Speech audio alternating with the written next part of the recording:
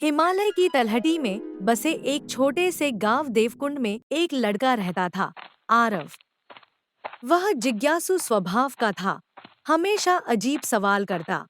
आसमान के उस पार क्या है? पेड़ों की जड़ों के नीचे कौन सी दुनिया छिपी है?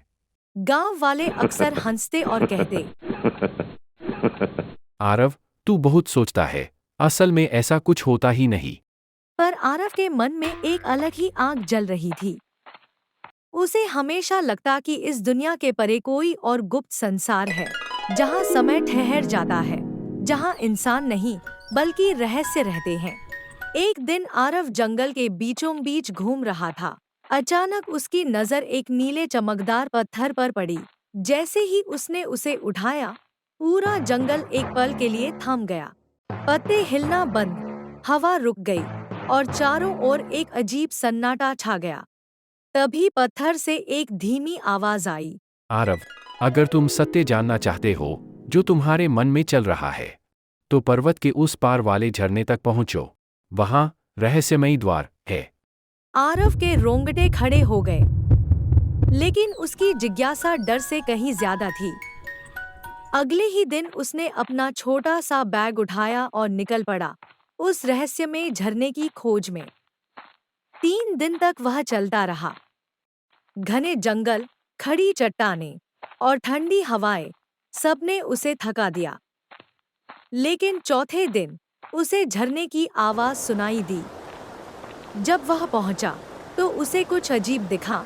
वहां पानी बहने की आवाज तो थी, पर झरना दिखाई नहीं दे रहा था। आरव ने पत्थर को बाहर निकाला। पत्थर अचानक गर्म हो गया और उसकी नीली रोशनी हवा में फैल गई। तभी झरने के पास से एक पहाड़ खिसक गया और झरना दिखाई देने लगा। आरव ने अपना हाथ झरने की तरफ किया। उसे ऐसा लगा कि झरने के उस पार पानी नहीं है।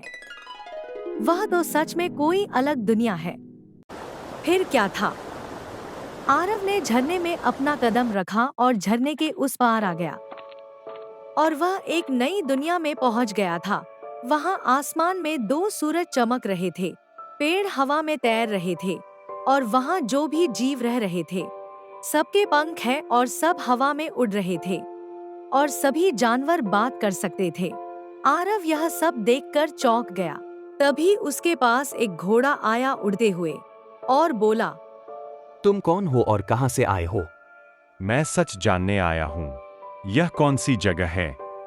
यह रहस्यमयी दुनिया है, जहां समय नहीं चलता, जहां विचारों से सृष्टि बनती है।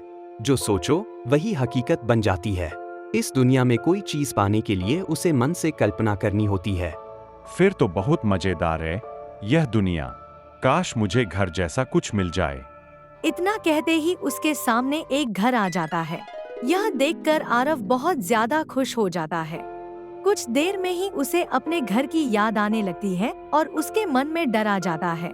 तभी उसके सामने एक बहुत बड़ा दानव आ जाता है, जिसको देखकर वह बहुत ज्यादा डर जाता है। तभी उसे घोड़े की कही बात याद आती है, और फिर उसने अपनी आंखें बंद की और अपने मन को शांत किया और यह सोचा कि दानव गायब हो गया है। फिर उसने आंख खोला और देखा कि सब कुछ ठीक है, दानव गायब हो गया था। फिर वह मछली रानी के पास गया और कहा, मुझे यहाँ आए कई दिन हो चुके हैं। अब अपने घर जाना चाहता हूँ। तुम एक सच्चे और ईमानदार लड़के हो, इसलिए मैं तुम्हें कुछ उपहार देना चाहती हूँ। भाई चेतक, तुम आरव को सोने के भंडार के पास ले जाओ और जितना सोना तुम्हें चाहिए ले जाओ, और जब तुम्हारा मन करे तुम यहाँ आ सकते हो। फिर चेतक ने आरव को सोने की खदान के पास ले गया और कहा, तुम्हें जितना सोना चाहिए ले लो, पर इस धन का उपयोग गलत काम के लिए मत करना, वरना ये सोना गायब हो जाएगा। और ये जो गेट दिखाई दे रहा है, उसमें से चले जाओ, अपने घर पहुंच जाओगे। आरव ने एक बैग में सोना और हीरा भरा और चेतक को धन्यवाद किया। फिर जैसे ही दरवाजे में अपना कदम रखा, तुरंत ही अपने गांव में पहुंच गया। उसके माता पिता उसको देखकर बहुत खुश हुए। आरव ने सब कुछ अपने माता पिता से बताया। उसके माता पिता भी हैरान हो गए ये सब सुनकर।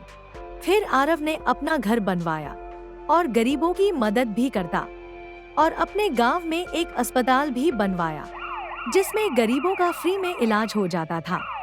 पूरे गांव के लोगों ने आरव की प्रशंसा की।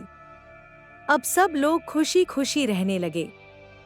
ऐसे ही मजेदार वीडियो देखने के लिए इस वीडियो को लाइक और चैनल को सब्सक्राइब जरूर करें। धन्यवाद।